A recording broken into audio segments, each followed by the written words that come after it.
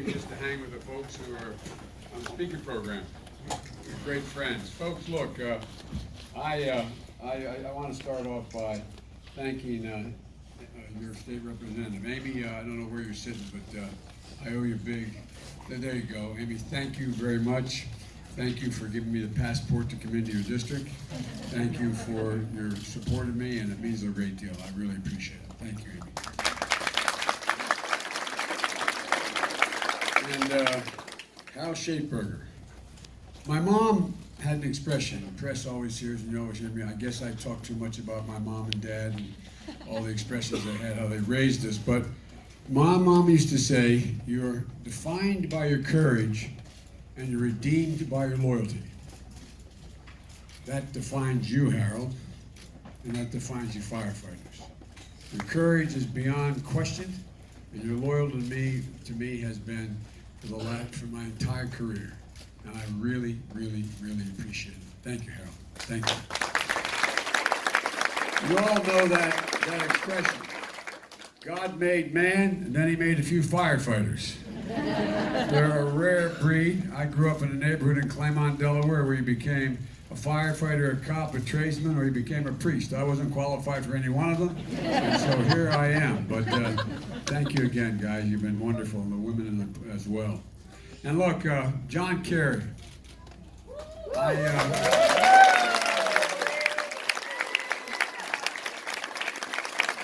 of the most serious guys, one of my best friends I've ever met. We met in politics way back when we were both running for the first time, way back in 1972. But John Kerry is the ideal of statesmanship and public service. He's among the most accomplished, and I mean this sincerely, the most accomplished secretaries of state in American history, the things he's gotten done. But you know, they credit Kennedy with having said that moral courage is more rare than courage on the battlefield. What's rarer than all is incredible physical courage on the battlefield matched by moral courage. This is the guy who possesses it. Silver Star, Vietnam vet, and he has more moral courage than anybody I've served with. John, thank you, thank you, thank you, thank you for being here. And I'm obviously, you know, I tell you what, I want to take, if Abby wasn't such a great congresswoman, I'd like to take her with me all the time. I mean, but one thing's very important. We've got to re-elect Abby Finkenauer to the United States Congress. John, if you want to see something special, get Cindy Axney and Abby together on the same stage. Holy mackerel. I tell you what, the first two women members of the United States Congress in Iowa history, and boy, you picked two really strong, bright women. Look, folks, you know, Mr. President, welcome to the show. My wife recently left me. She's divorcing me. What can I do to get her back? What advice would you give somebody like me? I'll talk to you afterwards, okay? I'm happy to. I promise I'll talk to you afterwards, all right? Well, could we just get this out right now because we're live? No, we're not. I'm beginning to see why your wife left you. I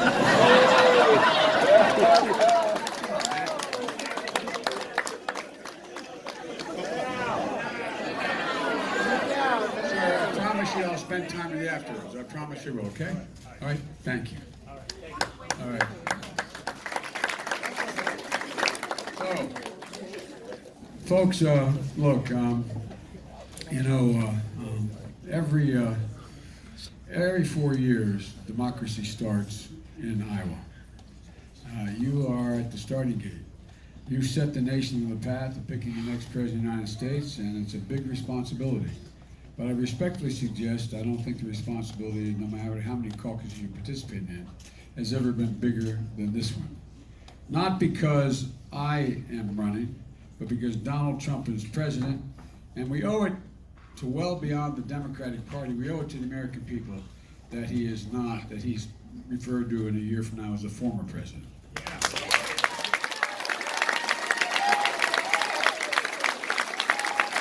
Folks, honest to goodness believe character is on the ballot this year. The character of the country, the character of the candidates up and down the line. And folks, I think that if you think about it, the last few weeks you've heard some about our commander-in-chief, things that I hadn't heard before. I had heard rumors of it, I didn't know they actually occurred. It was reported that this president actually said face-to-face to our flag officers and our generals that they were, quote, losers, dopes, and babies. It's to their face. I can't think of any president in the history of the United States that has ever said anything like that to these warriors. I can't imagine it. I can't imagine it. But apparently, a lot of former generals and existing generals and admirals, they learned it, and they responded. Folks, and then we learned just this couple days ago, actually over a week ago now, that after his almost getting us into an accidental full-blown war, which he still could do because he gets up in the middle of the night and tweets his, anyway. When the Iranians attacked Al Assad Air Base, a country where my son spent a year fighting, and then what happened? We said, oh, nothing happened. Everybody was good. Then we found out at first there were 34 warriors that have received traumatic brain injury. Now it's 64. And what did the president say? The president of the United States of America, he said, headaches. He said, they're just headaches. He said, his quote, this, I want to get his act, nothing very serious. Headaches. I tell you what, man, if I were a citizen not holding public office and my son was still there, I'd wonder why in God's name. Why in God's name? Think about it. How many of you are veterans? Raise your hand. How many have served? Okay, let's get it. Imagine how you feel. Imagine how you feel. Folks, this is ridiculous. You know, our troops deserve a commander-in-chief who understands what they put out, the risks they're taking. Every single morning, how their spouses, male or female, get up in the morning and say a silent prayer. Pray God, my son, daughter, husband, wife is going to be okay. He just doesn't get it. This man has no sense of empathy, especially in times of crisis. We need a commander-in-chief who understands what people are putting their lives on the line for. You know, we need a president we can trust, particularly at a time of crisis and uncertainty. Right now, the coronavirus is becoming clearly to be a world crisis. It's moving in directions that we don't know exactly where it's going to go yet. And at a moment like this, a president's credibility is very much in need. And so when it comes to credibility, President Trump's bank account is thoroughly bankrupt because he lies about everything, no matter how big or small it is. And the American people and people around the world will find it harder and harder to believe what he says about this virus, which is going to be, look, what president's words matter. They matter, no matter who the president is. And at times of fear and concern, people need to have confidence in the word of a president. And, this president has, he has a trust deficit that's compounded by his record of hysterical xenophobia. And fear-mongering, which you're already beginning to see about the Muslim countries he's taking off. And the significantly misguided steps he's taken to roll back progress. When John and I were serving with President Obama, President Obama and I made a number of changes to strengthen global health security. Because when the Ebola virus hit, it was our military, by the way, who led the way, as well as President Obama and John and others, that in fact kept it from spreading to killing literally hundreds of thousands of people. And but we made some significant changes. One of which was build up the agencies that can help deal with this crisis and any future crisis. Disease has no borders. Disease crosses borders seamlessly. So this guy comes along and he proposes draconian cuts in the very agencies we need to fight this outbreak. The National Institute of Health, significant cuts in the Center for Disease Control, the United States Agency for International Development, and he dismissed the top White House official in charge of global health and closed the entire office that we had set up. Just shut it down. As president, I'd reassert U.S. leadership on global health because if we don't, no one else gets it done. I'd rebuild the public trust. We'd prioritize sustained funding, harness the capacities of the private sector like we did in the past to protect the American people. And most importantly, Former Vice President, I just want to say I think you're a fine candidate. I'm planning on settling for Biden in 2020. I think we should all settle for Biden. I think it would be the Hillary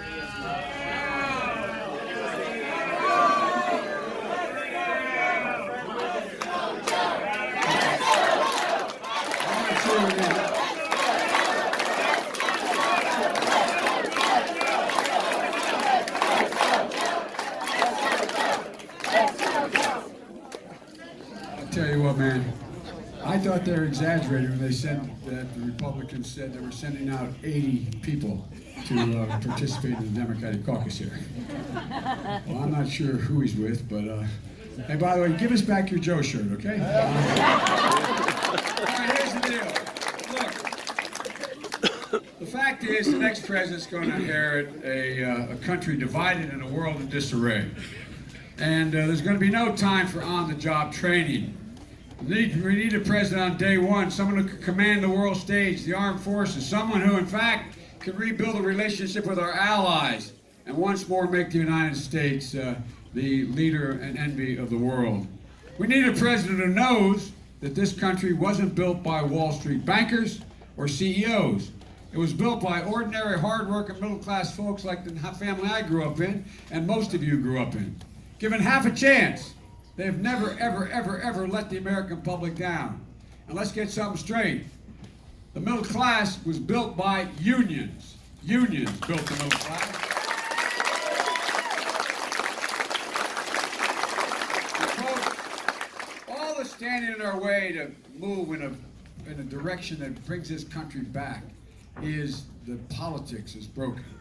Our politics have become so mean, so petty, so vicious, as you're beginning to see. We need a president who can bring us together, a leader who can unite the party, unite our country. We are a democracy. Democracies cannot function without consensus. You need to be able to reach a consensus to be able to govern. So we have to be able to pull this together. Not just Democrats and independents, but Republicans, voters as well. Several of my colleagues in this race think it's naive of me to think we can bring the country together. I refuse to accept the notion that it's a forever war between Democrats and Republicans.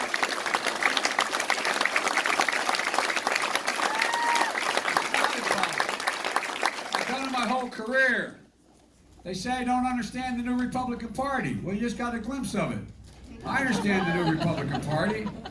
I've been the object of their affection for a long while now.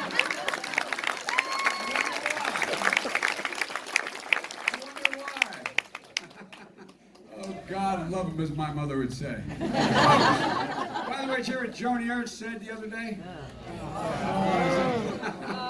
She came out of a meeting of the Senate where the Republicans working for the president were, the defenders of the president were talking about Joe Biden. And she said, Iowa caucuses next Monday, quote, and I'm really interested to see how this discussion today, meaning what happened on the floor last Friday, how this discussion informs and influences Iowa caucus voters. Will they support Joe Biden at this point? Yes. Yes.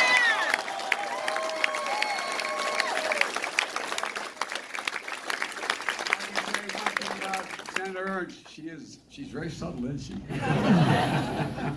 One commentator called it, said, John, they said, screaming the quiet part into a bullhorn. Oh, man. And then a guy that John and I know of, a great American, the senator from Florida, Rick Scott, who has his own serious problems, one of the richest people in America. Now, he feels so obliged. He feels so obliged that he thinks that he has to start to run ads, as he's done in Iowa on the weekend before the caucus starts, because he feels some sort of obligation to see to it that Joe Biden's not your nominee. Now, I just wonder why these guys are so interested. And like I said, it's been reported Republicans are sending out 80 surrogates to Iowa on caucus night and this weekend. So I wonder what it's all about. The Washington Post had an interesting headline.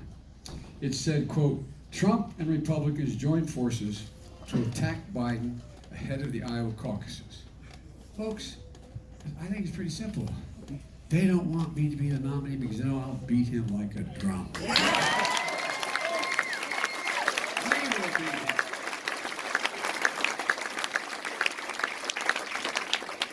So go figure. I mean, look, so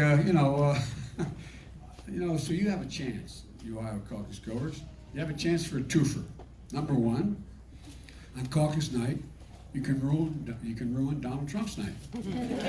And secondly, you can ruin Joni Ernst's night as well.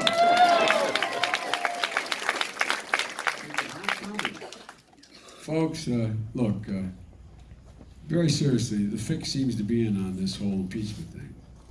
Senate Republicans will not remove a president from office, even though some of them acknowledge it's abundantly clear he did what he was accused of, getting a foreign leader to try to intervene in an election, more than one.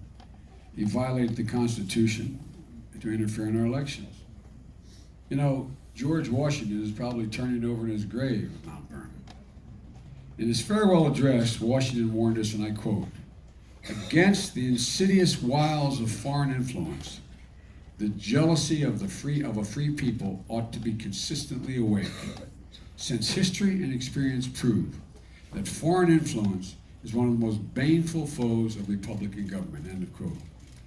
You know, George Washington warned us against the very kind of president Donald Trump is. So what does it say that in Donald Trump, we have less George Washington, and he is clearly much more George Wallace than George Washington. So folks, I say, and I believe it says all about him, what we've heard so far, he's literally a threat to the nation. And it says we have to beat him, not just for us, but for the country, not just for a Democratic victory, but be able to cleanse the country. The country is needing its soul to be returned. And no matter how personally attacks against me and my family get, I can't afford to hold a grudge. Because the president has to be able to fight, and I know how to fight, but he also has to be able to heal. He or she, whoever's president, has to be able to heal. And that's what this is going to be about. We got to pull this country together. We got to heal it. We've not been here before in a long time. But something else is on the ballot. Even more importantly, what's on the ballot is the character. The character's on the ballot, America's character. I do not believe that we're the dark, angry nation that we see Trump tweeting about in the middle of the night. I don't believe we're the nation that puts kids in cages and thinks it's okay. I don't believe we're the nation that builds walls, whips up hysteria, and talks about invasions of the other. I don't believe that's who we are. We've never been there. I don't believe we're a nation that embraces white supremacists and hate groups. He is yet to condemn any one of them. And I don't believe we're a nation that bows down to Vladimir Putin. I will not. I don't believe we're a nation that sees the free press as the enemy of the people. That's not who we are. And I don't believe we're a nation that yields to the NRA so that our children start off school having to learn how to duck and cover. God, what a marvelous happening. Look what Donald Trump stands for, how he behaves, what he does. My response is always the same. America is so much better than this. We are so much better than he portrays us to be. You know, the fabric of America, as David Brooks, the columnist, says, is made up of, it's an invisible fabric, he says. It's a moral fabric that holds up society. And it's made up of a code, an American code, a uniquely American code. It's about honesty, decency, treating everyone with dignity and respect, making sure that we give hate no safe harbor, giving everyone a fair shot, leaving nobody behind, teaching our children that there's something bigger than just us and what we have to do for this country. Leading by the power of our example, and not just the example of our power. And as Ronald Reagan said, standing as a beacon, being that shining city on the hill. So many people look to us for hope. It's a code. It's uniquely an American code. And a code that Donald Trump has demonstrated he does not subscribe to. It's a harsh thing to say, but it's true. He does not subscribe to the code. He thinks when you're kind and decent and you reach out, it shows weakness. It shows weakness.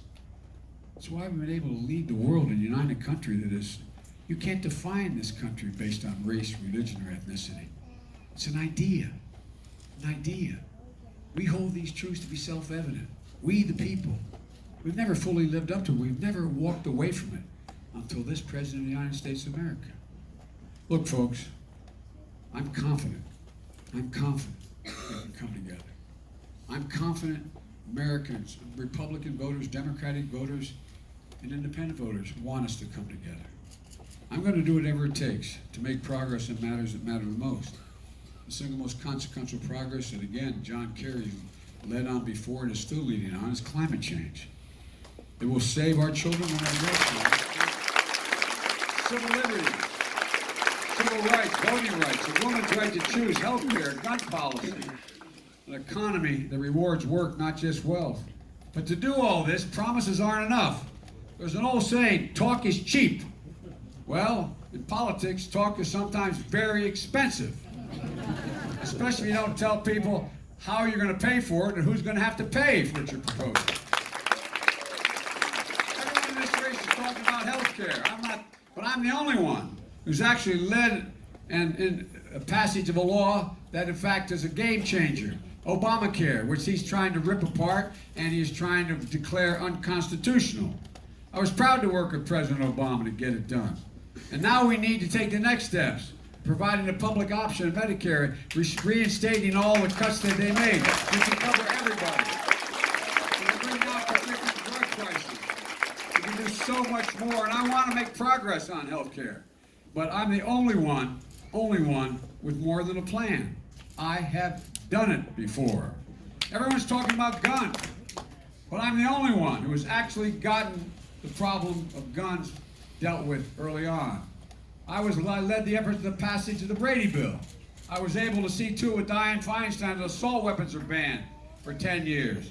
And the Brady Bill passed, but it also banned the number of cartridges you could have in a magazine. Who in God's name needs 100 cartridges, 100 bullets in a cartridge, in a magazine? Who needs that?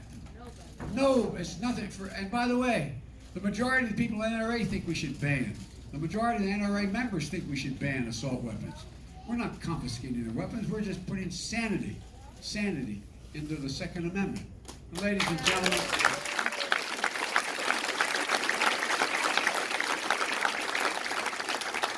you want to make progress on guns? I'm the only one who's done it. I'm the only one who's gotten it done. I've taken on the NRA and I've beaten them, and I promise you, I will beat them again.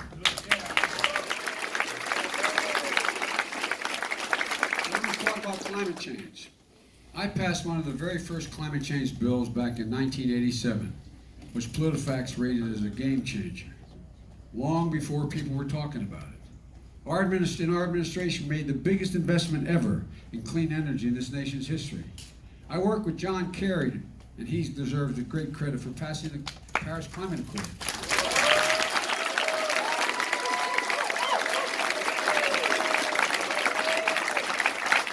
Progressive change on climate, I take a back seat to no one in this race, period. Now, there's real progress on climate change. It means we have to bring the world together. I'm the only one running who has done it. So when you talk about you're going to caucus for, here's what I can tell you. It's not enough to make promises. You got to keep the promises, and you got to demonstrate you have a record you've been able to get anything done. Look, everyone knows who Donald Trump is. We have to let him know who we are. We choose hope over fear. We choose science over fiction. We choose unity over division. And guess what? We choose truth over lies.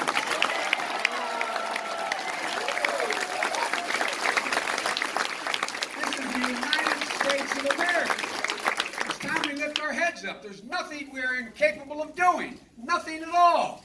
We've never, ever, ever failed to meet an objective when we've done it together in war and or in peace. You know, there's not a single thing beyond our capacity. There really isn't. Folks, in Joe Biden's America, a president's tax returns won't be a secret. Joe Biden's America, self-interest will not be confused with national interest. And no one, not even the President of the United States will be above the law. I promise you that.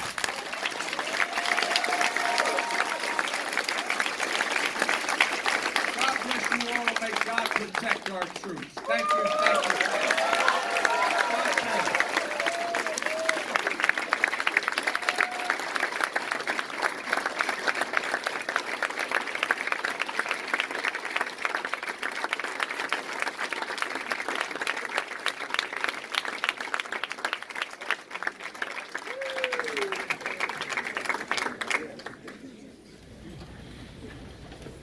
Hello, North Liberty. How are you?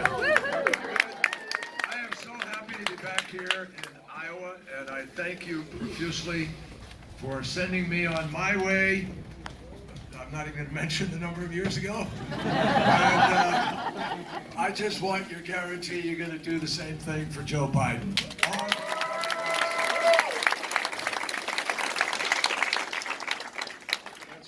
To be here. When I heard I was coming to North Liberty, the immediate thing that went into my head was Liberty, Liberty, Liberty, that jingo, you know, but I know you have nothing to do with that. What a pleasure. I as you know, man, I learned so much here in Iowa, and I love being here with all of you. I got lifetime friends here, and the most special thing of all, I learned how to measure my life by the height of your corn. These extraordinary experiences in place. I have never seen so many beautiful Christmas sweaters as you all wear. It's stunning. So, with your help, though, you just heard the former Vice President, my friend Joe Biden. With your help, a little less than a year from now, Joe Biden's going to be moving into the White House, and Donald Trump's going to be worried about going.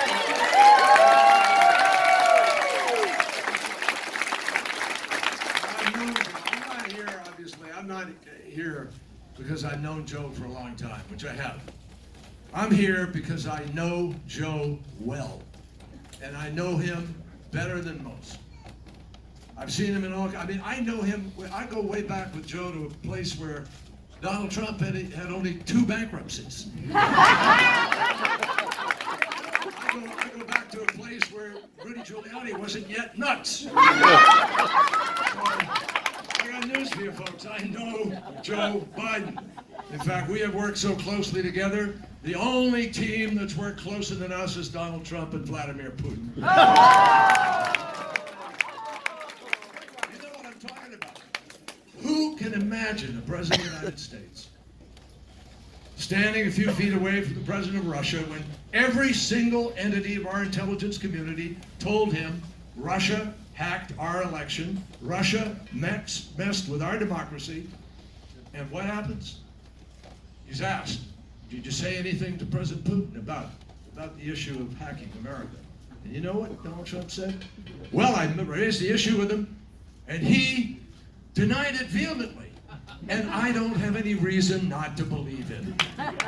My friends, that is enough to give everyone here and everyone in Iowa and everyone in the United States of America an understanding we don't have any reason to give him 4 more years.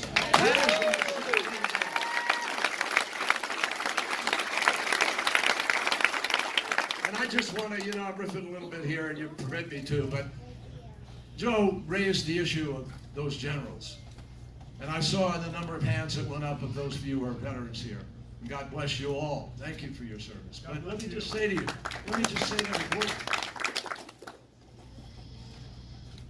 the idea, you saw that tweet that night when he said, all is good. And then went on to say, no injuries and so forth. Now, okay, maybe they didn't tell him what had happened for 24 hours, but after that, to dismiss traumatic brain injury, to suggest that people who may have headaches for years and years, who can't concentrate, can't go to work, who may become depressed as a result of that, to have that kind of attitude is unbecoming beyond any measure of a commander-in-chief, and he is not qualified to do that.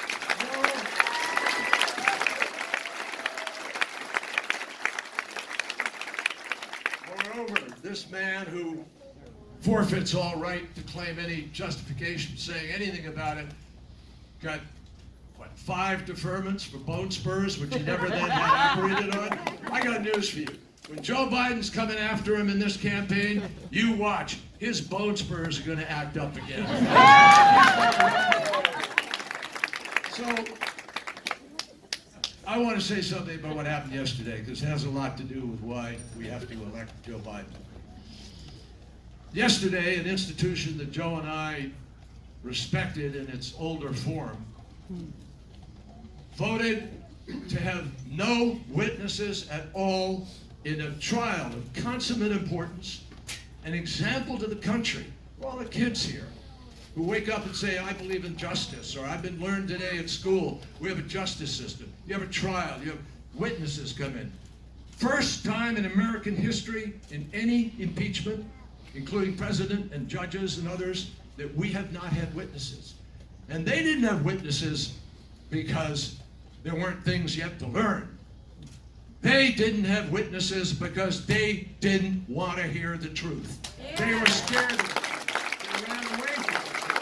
And I'm telling you, that's why when Joe Biden says in his America, no one will be above the law, let me tell you something, nothing is more important to us today than to pass on to the next generation respect for the law. And this guy, between obstruction of justice and 16,000 plus lies, and paying off porn stars, and run the list, none of that is a value appropriate to a president, not appropriate to anybody, but certainly not to the President of the United States.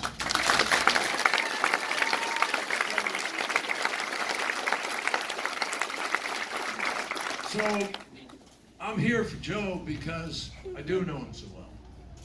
I'm here for Joe. That's the principal reason. I'm also here because the New England Patriots didn't make. No, I'm joking. Just, if it's worth anything to anybody, I am going to root for Kansas City. Now I can't back San Francisco. But let me just, one word I want to come back with on this, folks, because it's so important to why we have to fight to elect Joe Biden and to change the course of this country. This election is now not just about lifting the burden of Donald Trump. This election is now about restoring to another branch of government a sense of duty. It's about holding accountable those senators who put party and president and personal power over the Constitution and our country. And every single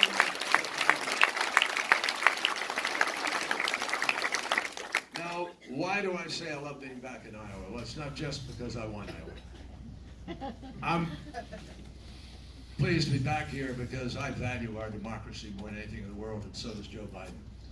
He was chairman of the Judiciary Committee. He fought year after year to uphold the law, to see that we delivered on the concept of justice for all. When I was a prosecutor, Joe was already in the Senate. And he was part of that effort that empowered us to be able to change prosecutorial offices so we could actually hire 50% women prosecutors, so we could have victim witness assistance program and make sure that women weren't twice victimized, once by the crime and then again by the system. Joe Biden helped make sure.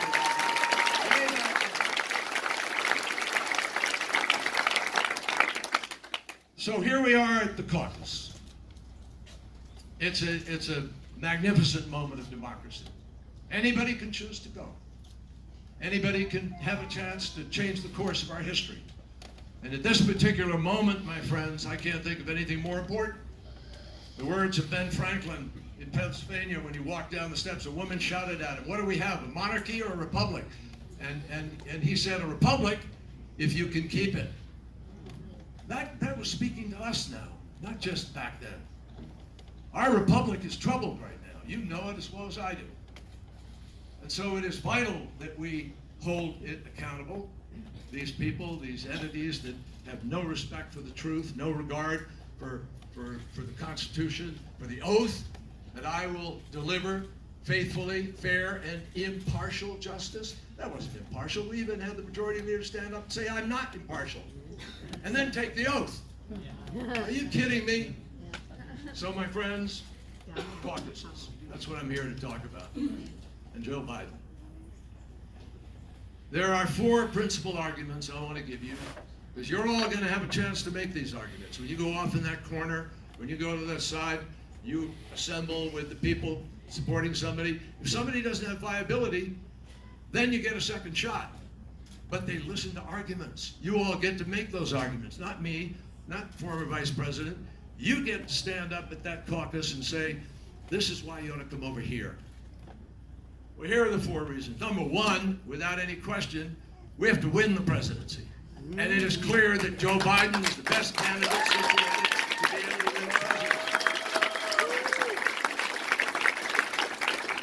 And I don't say that lightly, because every single poll has shown that there are states in play this time, my friends, that haven't been in play. Colorado, Nevada, Arizona, North Carolina, Virginia. Those are all critical in terms of the map. Only Joe Biden, of all of these candidates, and by the way, I don't say a negative thing about any of the other candidates. They are all capable and articulate, but there's only one candidate running for president in this field who has shown the ability to pass major legislation, to build the coalitions that you need, to be able to go and campaign in states that I'm telling you, none of the others were invited to because they would have lost votes, not won them. That's the difference here. Joe Biden went to 24 states. He worked for 65 candidates, and he played a critical role in helping us to win back the Congress of the United States.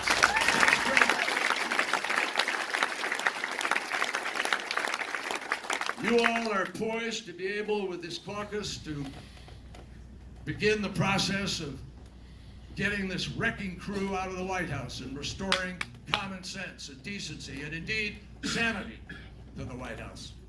That's what we're doing. And it's critical to have a president who has a candidate who has coattails. So that's number one. Now, let's say you win the presidency. It also helps a little bit, if you're going to be the most powerful person, some knowledge of what levers to push or what buttons and how to do this. Joe is the most qualified person to govern our nation. And governing our nation takes practice. It takes learning. You guys go, you had a heart problem, you're going to go to somebody who's first heart surgery they've ever done? No. Nor any other number of things that you do, or working on your house or fixing something in life. Come on, folks. Experience does matter. It makes a difference. And we do not have time in this broken world. I say this as a former Secretary of State. When I went to 91 countries on behalf of you and our nation, it was a privilege of my life. But I'm telling you, we don't have time to go out and wait a year or 2 years to build a relationship with a leader of another country. So Joe Biden has the ability immediately to govern. Let me just explain that fully. When Barack Obama became president, we were on the brink of the greatest financial disaster in history. We had the Secretary of the Treasury come up and say to us, quaking and pale, I'll never forget it, the whole financial system of the world may tumble, could break apart here. You have to rescue us, you, the senators. It was during the Bush administration, but the Democrats stepped up, not one Republican, a couple Republicans, one of them lost his seat because of it. Because we had to put together a stimulus package, we had to put together a recovery package. And where did Barack Obama go in order to make sure we passed the greatest green infrastructure program in the history of our nation. Joe Biden got that through. Joe Biden worked that process. He was put specifically in charge of passing the Recovery Act, and we came back. Every single month of the Obama administration, all 8 years, we saw the economy climb. We saw more jobs created. We saw us come back from the brink, and the unemployment figures went from about, I think, 8 or 9 down to 4.5 to 5 percentage points down. And from that moment till now, Trump, he's only taken it down about 0.9%. So I'd rather have Joe Biden and the whole philosophy that approached that was fair, without giving a $1 trillion tax cut we can't afford to the wealthiest 1%. That's why we need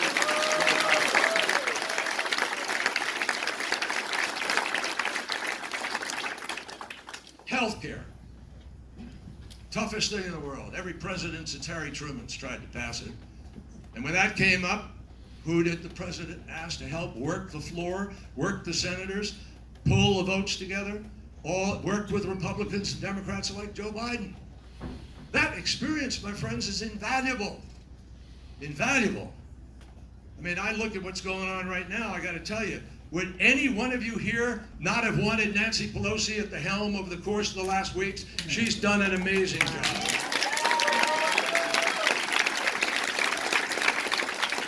Well, I got news for you. Nancy Pelosi's 79. And so when I hear people talking about age, I'm over 70. I got news for you folks. 70 is the new 50s.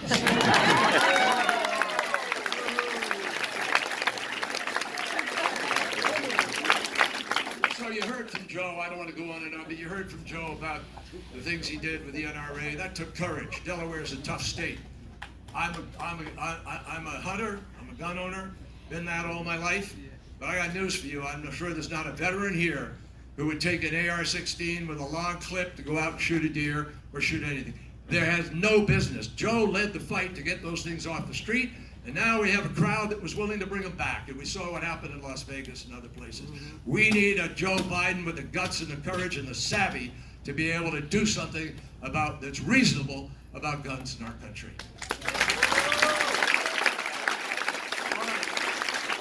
Number 3, here's the third thing you got to talk to people about. So you got win, you've got govern, not unimportant.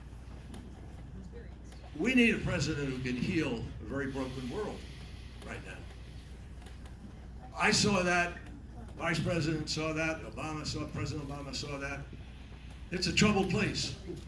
And without the United States, it's kind of, at odds with itself. Europe, Brexit, Salvini in Italy, Orban in Hungary, President Xi and President Putin running around the world saying, I've heard it, so has Joe, that this is going to be the Chinese century.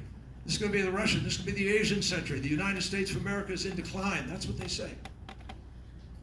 And they specifically say we're less important now, and they're strategizing all the time for outtakes. Well, I got news for you. As long as we have a challenge like climate change out there, which Joe Biden has already done stuff about. 1986, he started. And he was part of every step of our efforts to make sure we could get Paris done. We have to not just go back to Paris, we have to go way beyond Paris now. We need a president who's going to bring the auto manufacturers to the table, the infrastructure builders, so we have charging stations, transition to electric. We have to do it faster than 2050 and 2045. And we need a man, who, in this case, a man who has the experience, the knowledge, the savvy, the respect, the relationships, which will help us do that as fast as we need to do it, my friends. Fourth, well, let me just say one other word. Nuclear has now reared its ugly head again. We put the nuclear threat of Iran into a bottle. We contained it. We took the weapon off the table. It was our plan then to go to the next things, which were dealing with Yemen, dealing with helping Israel, dealing with helping to get rid of the missiles program, so forth. That was the next step. But by pulling out, Donald Trump actually invited the chaos that is happening today, put the nuclear weapon back on the table, and everything that has happened in the last weeks was predicted and predictable. I'll tell you what, I got grandchildren. I want them to have a president of the United States who has a vision, common sense, and experience about how you build a nuclear weapons treaty. Joe Biden has done that, and as president, he will lead us away.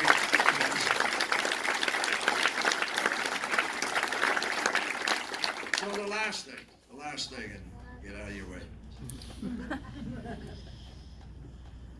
Character. Doris Kearns Goodwin says that this young man has got more energy than anybody else. If we could harness that energy, we'd solve our problems. You're very patient. I love it. I have grandkids, so let me just say to everybody here that character, and Doris Kearns Goodwin put her finger on it, and nobody knows presidents and presidential history better than she does. She said, you know, presidents have to have empathy. Empathy is one of the most critical qualities of a president. Does anybody here believe that there's an ounce of empathy in Donald Trump? That's honest. He goes down to Puerto Rico and he lobs paper towels at people. No hugs. I didn't see any expressions, and he just dissed them, and hasn't to this day given Puerto Rico what it deserves because he makes it a political issue. We need a president who's going to understand how you build the feelings of a nation. When he says heal the soul of a nation, this is what it means. Bring people together. Bring people away from this polarization. Make it clear that we're not ordained to be fighting each other. And we certainly don't have to have leaders who go to the lowest common denominator of politics. We need leaders like President Kennedy, and even Reagan lifted people to a higher dimension and sought to take the country to a better, higher place. You and I, all of you here know that Joe Biden is prepared to and committed to do that. And I'll tell you, as somebody who lost friends when I was young, and I'm a parent, I think every parent here knows the worst thing you would ever fear. And Abby hit it. By the way, Abby, where are you sitting here? Abby's absolutely spectacular, and she's doing a great job. And anybody here in the first district, I'm very much sure, will send her back. I mean, we're contemporaries, and I couldn't imagine what it was like to get a phone call saying your wife and your child just killed, and you got to go to the U.S. Senate. I don't know if I'd have put one foot in front of the other. He did. And then he loses his son, Bo, who I knew well and saw just days as he went off to active duty abroad. I want a president of the United States who knows what it's like to have a member of their own family serve in a dangerous place.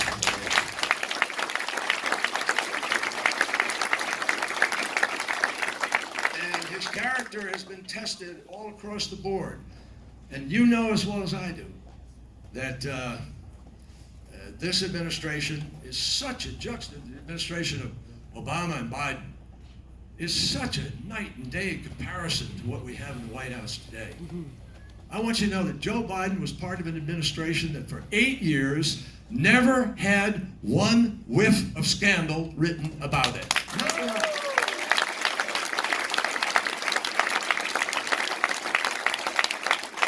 So why now suddenly do you start to hear this stuff? Well, why suddenly, after all my years, did you hear my military record being attacked? Because that's the Republican strategy. They're swift-boating him, they're going after him, and I'm asking Iowa to make certain that never again will we allow a candidate for president to be slimed and smeared by people who don't even know what the truth is. We need to stand up for Joe and understand. So Iowa,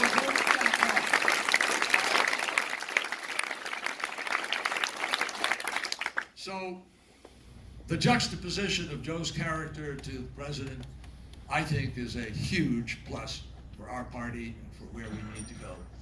You look at 16,000 plus documented lies. You look at 10 cases of obstruction of justice that were laid out in the Mueller report, though not prosecuted because he couldn't show a conspiracy, but he showed the instances without a conspiracy. Doesn't mean it didn't happen. It happened. There were obstruction of justice. And moreover, you have abuse of power. You have abuse of power in so many different ways. And I tell you something, what's going to happen over the next months? The Senate is going to cringe when it sees the Bolton book come out, when it sees more of the information going into the House still come out. This story is not finished. And this acquittal is a cover-up, if that's exactly what happened.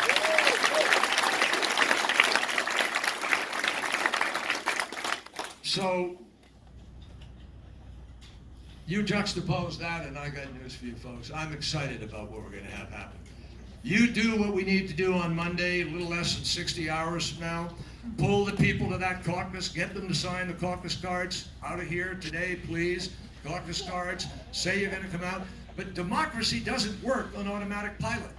You have to be the folks who are going to make sure that we do guard the republic, that we do make the state of Iowa be the starting point that it ought to be for Joe Biden's roll forward to the presidency. And the sooner we end this, the sooner we stop a circular firing squad in the Democratic Party and get about the business of focusing on the guy in the White House, the better it will be for us and for the nation. So I can't wait for Joe Biden. I can't wait for Joe Biden to get out there and to start on our behalf representing us and going after, you heard part of it today, he's going to go after Donald Trump from one end of this country to the other, and I know what he's going to do. He's going to slice him and dice him. He's going to whack him and smack him. He's going to mush him and gush him. He is going to beat him like a drum until this nightmare is done.